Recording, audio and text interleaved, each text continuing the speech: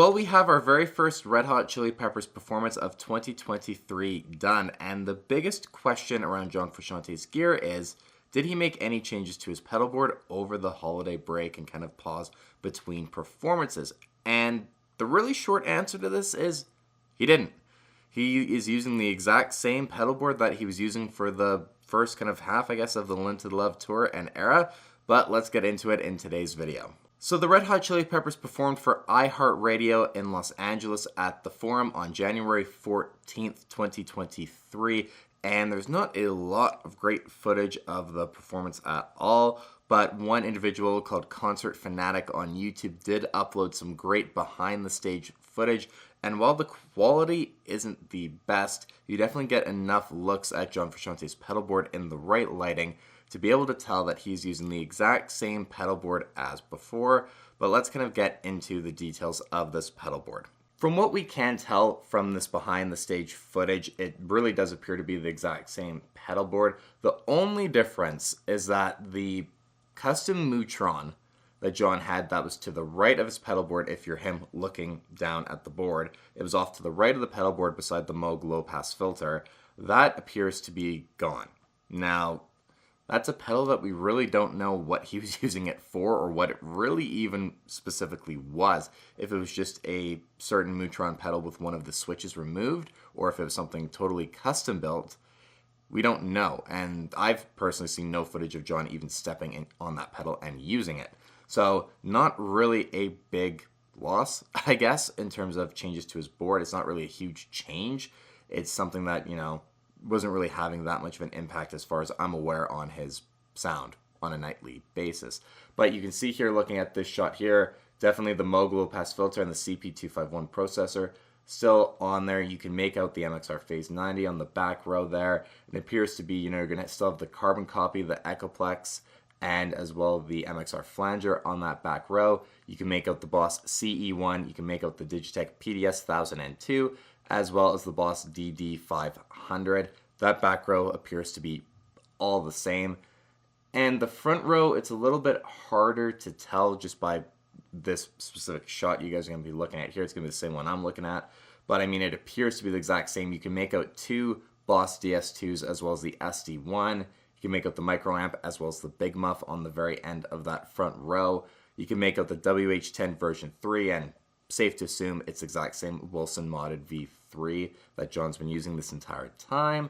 And then the first kind of pedals there as well, I'm assuming, are just the same as well. You're going to have some MXR reverbs in there.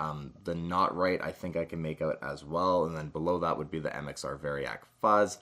So it appears to be that, this pedalboard is unchanged besides the Neutron being removed. And this really isn't a surprise that we're seeing John's pedalboard stay the same. I mean, if it ain't broke and he's sounding great, why fix it? I mean, there's nothing necessarily that I think he would want or need to change out. I mean, all the delays are working fine for him. All of his modulation is sounding fantastic. His drive section is, incredible, especially adding the Not Right after, kind of a little bit later on during the tour. That's a really great addition. So I don't really see any need to change things up.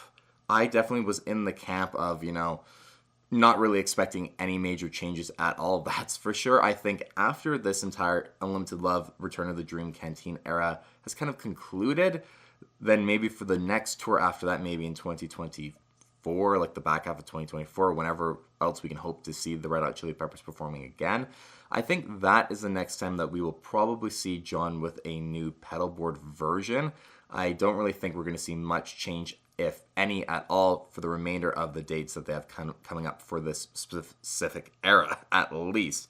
I can't see any major changes coming. One major concept behind John Frusciante's pedalboard that really is preventing any major changes to it here that we're seeing is how it's designed to be able to perform any song on any given night, really, at a moment's notice. John and Henry don't want there to be a set list change, then all of a sudden be like, oh no, we need to add X pedal to the board in order for John to be able to perform it properly, an hour before the show.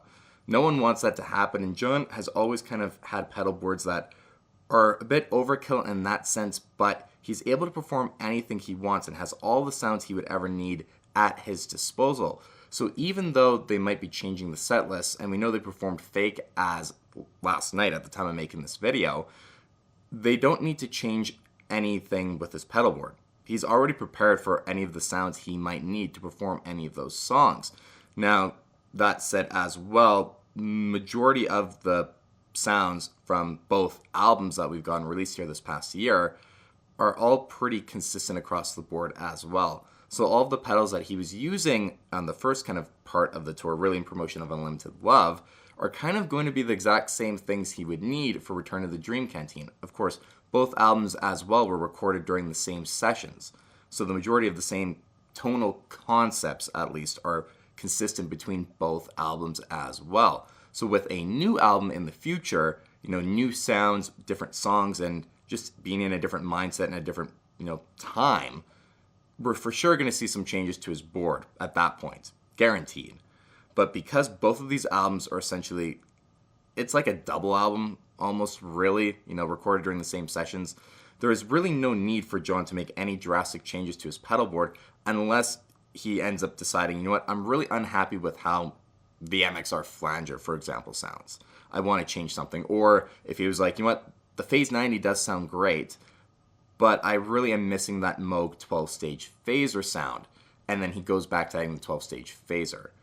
That could be a change I could possibly see happening during the tour, but it's very unlikely. And, adding the Not Right onto his pedal board, for example, he's going back to that fuzz right sound from Stadium Arcadium, which I think is really great that, kind of shortly into the tour, he added that pedal back on, because that fuzz right sound is very much a key component of the Stadium Arcadium sound.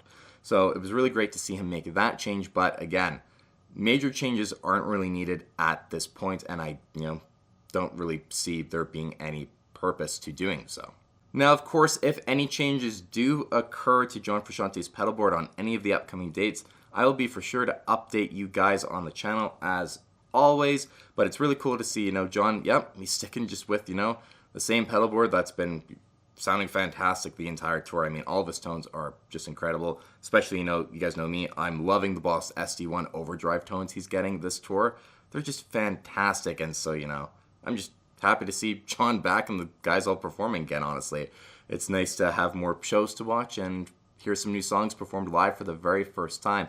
So you guys, please let me know in the comments down below if there's anything you would change pedal-wise about his pedal board. Would you swap any pedal for something else? Maybe you would prefer, or you do prefer, the Moog 12-stage phaser sound to the MXR Phase 90. Let me know in the comments down below your thoughts on the performance as well last night. It'd be really great to hear that from you guys.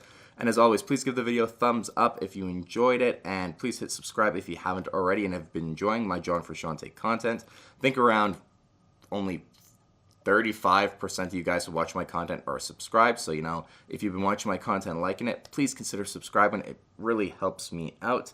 And until the next time, you guys, thank you so much for watching.